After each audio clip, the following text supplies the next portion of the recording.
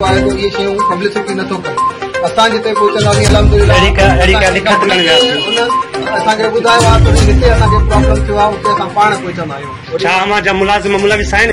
उनजे ख़िलाफ़ जेकॾहिं साबित थिए थो त छा जो माज़ीअ में कुझु न थियो आहे तव्हां पंहिंजे मुलाज़िम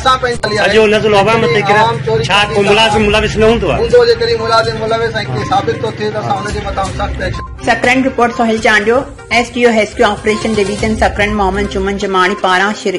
पारां शुरू कयल बिजली जी गैरकानूनी चोरी खिलाफ ऑपरेशन मुसलसिल जारी है। उन सिलसिले में एसडीओ जी अगवानी में एक छापामार टीम शाही बाजार सकरन के एक प्लाजा ते छापो हणी प्लाजा में लग हैवी तार रिकवर करे वरती जंहिंजे वसीले बिजली जी चोरी कई पे वई जंहिं 15 एसीन समेत सॼी प्लाजा जी बिजली गैरकानूनी तौर चोरी करे हलाई पे वई। उन मौके ते एसडीओ मोहम्मद चुमन जमानी मीडिया के ॿुधायो त माण्हू बिजली चोरी करे क़ौमी गुनाह करण सां गॾोगॾु पंहिंजूं ज़िंदगियूं बि ख़तरे में विझनि था। हुन चयो त बिजली चोरी में कंहिंखे